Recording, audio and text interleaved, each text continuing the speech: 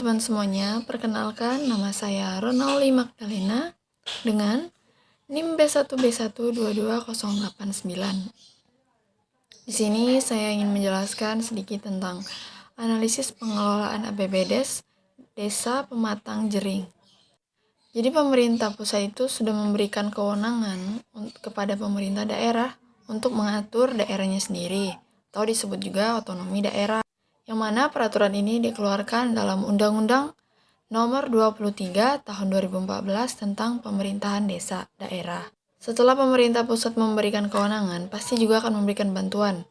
Bantuan yang diberikan pemerintah pusat yaitu berupa bantuan dana desa, yang dimana diberikan kepada desa secara langsung melalui mekanisme transfer ke rekening pemerintah daerah, lalu pemerintah daerah akan langsung mentransfer ke rekening pemerintah desa. Dengan diberikannya bantuan dana desa, pemerintah daerah juga melakukan pengendalian dan pengawasan terhadap pengelolaan dana desa tersebut.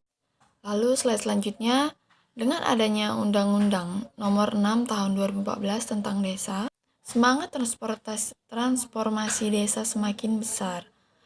Desa sebagai subjek utama pembangunan, yang dimana dulu itu pemerintah desa diberikan kewenangan desa merupakan kewenangan daerah yang diserahkan kepada desa.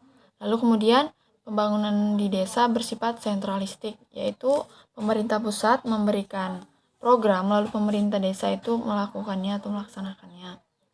Kemudian pemerintah desa menjalankan tugas yang bersifat administratif. Lalu penyeragaman bentuk dan corak pembangunan di seluruh desa. Jadi semua desa itu semua memiliki programnya yang sama dari pemerintah. Namun sekarang desa dituntut untuk inovatif dan kreatif dalam memanfaatkan kebijakan dan potensi yang ada. Poin yang pertama yaitu desa didorong untuk mengembangkan berbagai aktivitas dan potensi berbasis kearifan lokal yang produktif dan bernilai ekonomis. Poin kedua, desa berhak mengurus sendiri urusan perencanaan, pelaksanaan kegiatan untuk pembangunan lokal atau pembangunan desanya. Lalu yang terakhir yaitu desa memiliki pendanaan yang besar sebagai modal memenuhi kebutuhan pembangunan dan pemberdayaan masyarakatnya. Lalu slide selanjutnya yaitu ada implikasi kebijakan dana desa. Jadi dari 2015 itu dana desa diberikan 20,7 triliun. Kemudian pada 2016 naik menjadi 46,98 triliun. 2017 menjadi 60 triliun. 2018 juga 60 triliun. 2019 70 triliun. Kemudian 2020 naik menjadi 71 triliun. 2021 72 triliun. 2022 mengalami penurunan menjadi 68 triliun. Tapi tahun 2023 naik lagi menjadi 70 triliun. Lalu slide selanjutnya, pemanfaatan dana desa dari 2015 sampai 2023. Per 19 Juni 2023, pemanfaatan dana desa yang poin menunjang aktivitas ekonomi masyarakat, desa sudah membangun jalan sepanjang kurang lebih 325 km. Pembangunan jembatan sekitar 1.791 meter. Kemudian adanya pasar desa kurang lebih 14.000 unit. BUM desa kurang lebih 42 unit kegiatan. Lalu ada pembangunan tambatan perahu panjang kurang lebih 8.800 unit. Kemudian ada embung kurang lebih 6.000 unit. Ada irigasi 573 unit. Penahanan tanah 532 unit. Pada poin meningkatkan kualitas hidup masyarakat desa, pada poin ini desa sudah membangun sarana olahraga sekitar 31.000 unit, kemudian air bersih sebanyak 1.670 unit kurang lebih, MCK-nya ada 500 kurang lebih 500 unit. Polindes ada 25.000 unit. Terus drainasenya ada 50 juta meter. Kemudian pembangunan PAUD 63.000 kegiatan. Posyandu 43.000 kegiatan unit. Pembangunan sumur ada 86.000 unit. Kira begitu. Setelah pemerintah desa diberikan kewenangan untuk mengatur dana desanya, pemerintah desa juga diberikan peraturan bagaimana tata cara mengelola keuangan itu. Pengelolaan APBDes dalam Permendagri nomor 20 tahun 2018 tentang pengelolaan keuangan desa itu terdiri dari kegiatan perencanaan, pelaksanaan, penatausahaan, pelaporan, dan pertanggungjawaban. Selanjutnya yaitu tahap pengelolaan.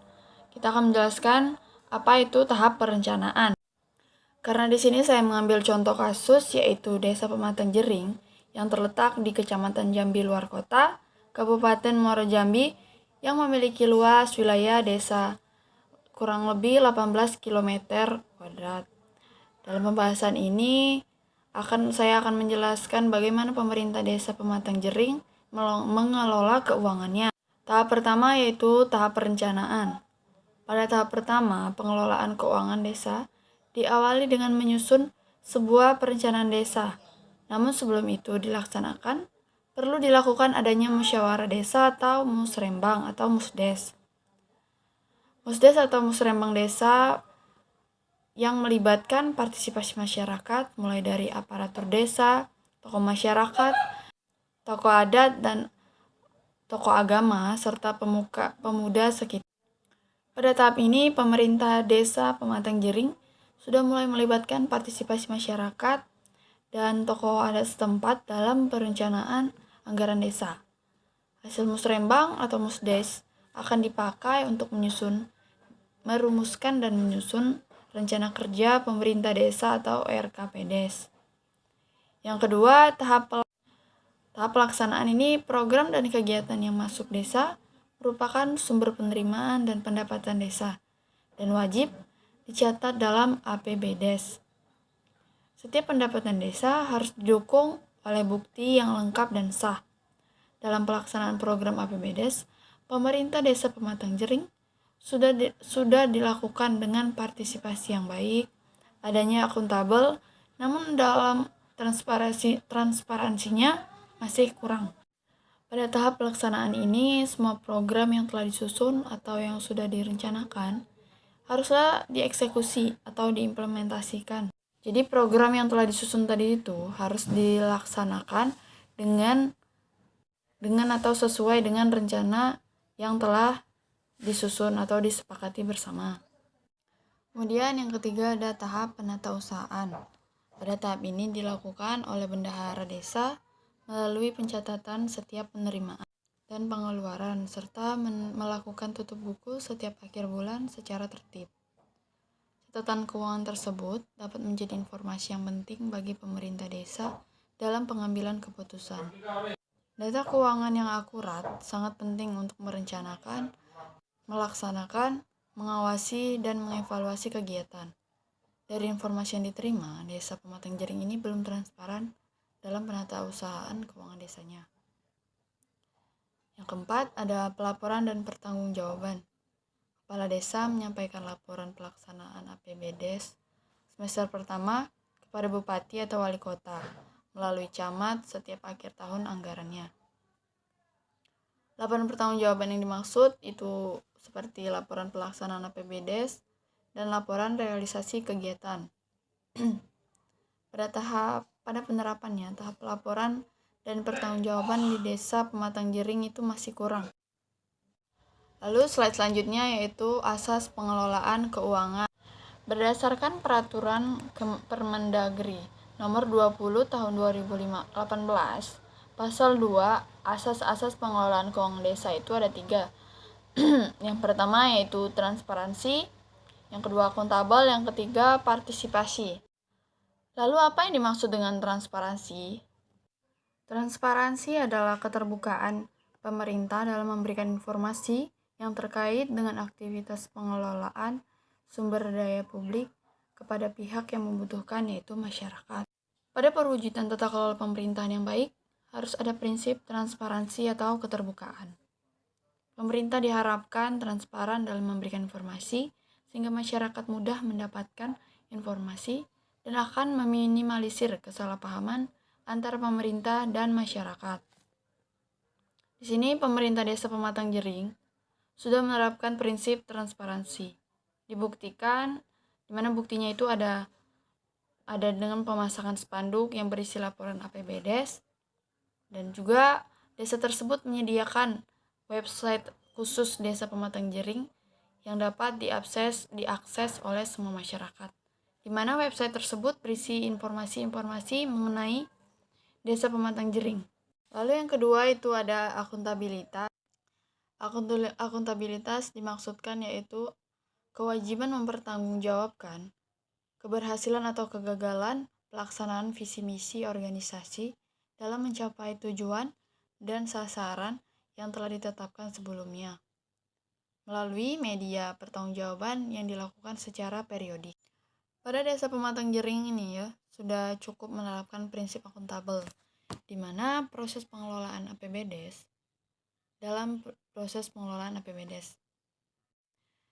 di mana terbukti dari adanya informasi yang kami dapatkan melalui Sekretaris Desa Pematang Jering sudah disusun berdasarkan standar akuntansi yang berlaku dan dipertanggungjawabkan kepada pihak yang terkait, yaitu pihak kecamatan atau kabupaten.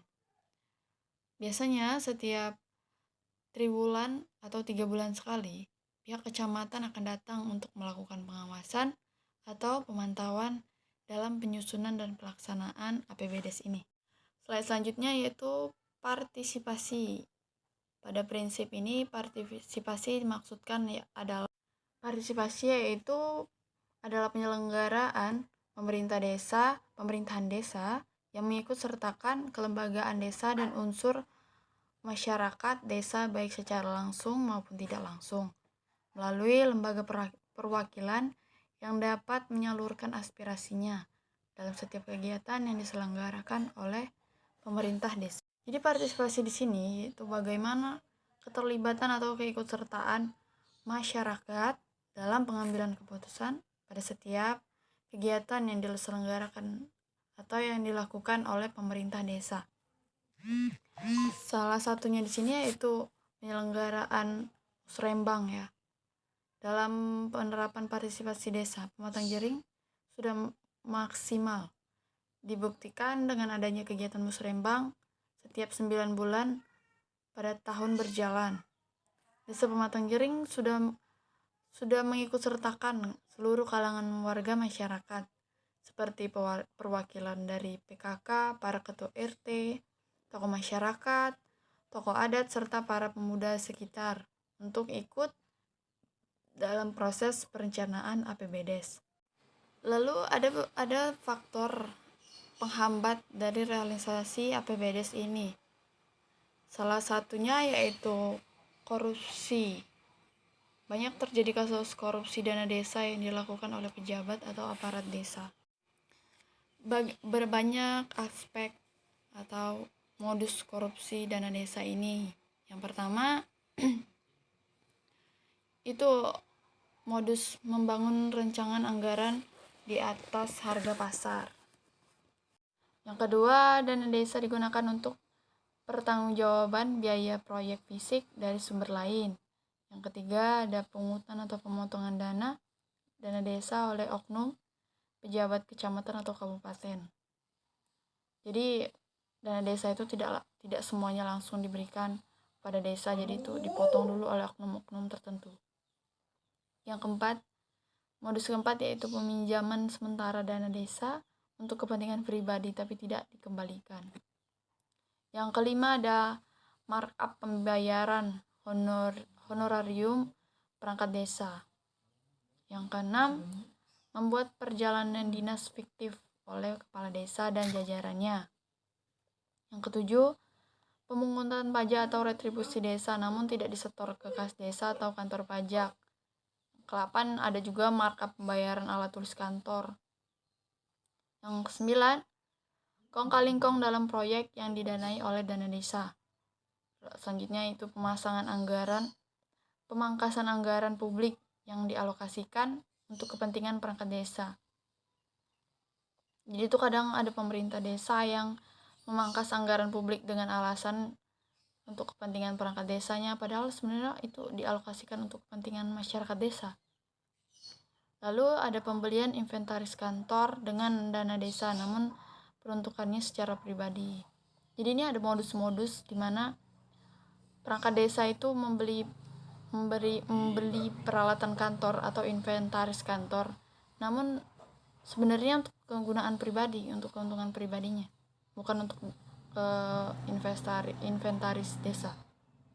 Yang terakhir, membuat kegiatan atau proyek fiktif yang dananya dibebankan dari dana desa.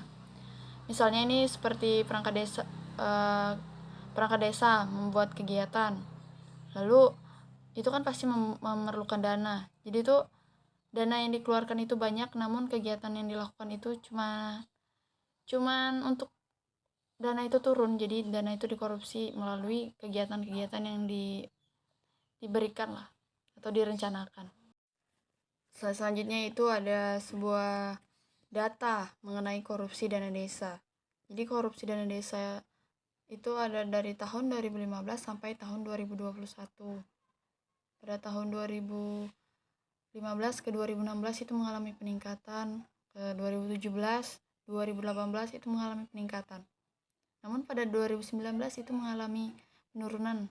Mungkin karena 2019 itu lagi masa-masa Covid ya. 2020 makin naik karena pada saat penanggulangannya 2020 itu banyak mengeluarkan dana-dana. Jadi rawan untuk dikorupsikan. Dan pada 2021 ini makin tinggi. Karena mungkin kegiatan sudah semakin lancar, jadi kepala desa atau perangkat-perangkat desa sudah bisa merencanakan kegiatan-kegiatan yang mengeluarkan dana desa. Disitulah rawan terjadinya korupsi dana desa. Lalu slide selanjutnya yaitu solusi.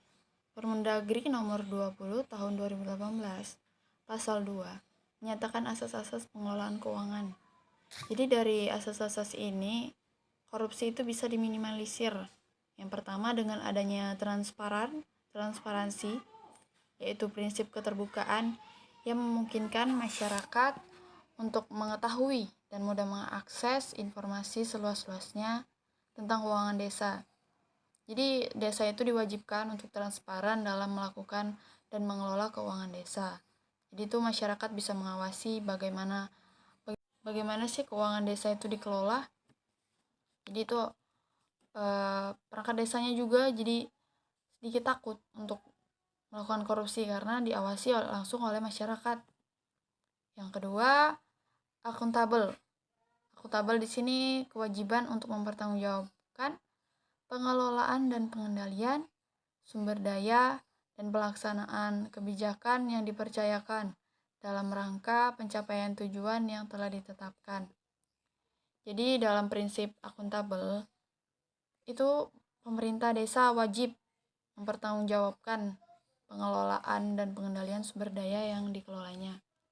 Jadi kan dengan mempertanggungjawabkan ini, pemerintah desa jadi was-was kalau ada sebuah kegiatan yang tiba-tiba anggarannya ada tapi kegiatannya tidak ada.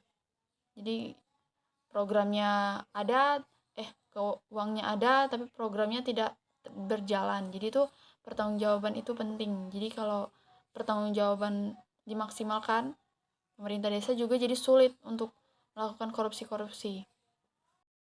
Selanjutnya yaitu partisipasi. Penyelenggaraan pemerintah desa mengikutsertakan kelembagaan desa dan unsur masyarakat desa. Jadi dalam partisipasi ini masyarakat dituntut untuk ikut serta. Jika masyarakat ikut partisipasi, jadi itu kegiatan-kegiatan juga lebih transparan, masyarakat jadi lebih tahu, jadi ikut serta, jadi turut campur lah dalam pelaksanaan pengelolaan keuangan desa. Selanjutnya adalah tertib dan disiplin anggaran. Pengelolaan keuangan desa harus mengacu pada aturan dan pedoman yang melandasinya. Jadi pengelolaan keuangan desa ini harus diikuti juga dengan sesuai aturan yang ada dengan pemerintah yang ada. Jadi itu semuanya itu jadi berjalan terstruktur. Jadi untuk korupsi gitu susah jadinya. Jadi upaya apa yang harus dilakukan dalam peningkatan pengelolaan desa ini? Yang pertama, peningkatan kapasitas sumber daya manusianya. Dengan sumber daya manusia yang berkualitas akan mendorong desa yang lebih berkualitas dan mensejahterakan masyarakatnya. Yang kedua, digitalisasi. Dengan digitalisasi ini desa jadi lebih maju, teknologinya jadi lebih maju lah. Terakhir yaitu penguatan lembaga pengontrol desa. Jadi kalau lembaga-lembaga negara, lembaga-lembaga pemerintahan itu dikuatkan lagi yang mengenai pengontrolan, untuk korupsi dana desa itu jadi minim. Jadi itu semua itu diawasi oleh lembaga-lembaga yang ada. Contohnya itu lembaga KPK, lembaga pemberdayaan desa anti korupsi, yang kemudian yaitu masyarakat desa juga. Itu juga harus dikuatkan untuk mengontrol dan mengawasi pemerintahan desa. Mungkin sekian yang bisa saya sampaikan. Mohon maaf jika salah-salah kata. Semoga materi ini bermanfaat untuk kita semua. Terima kasih.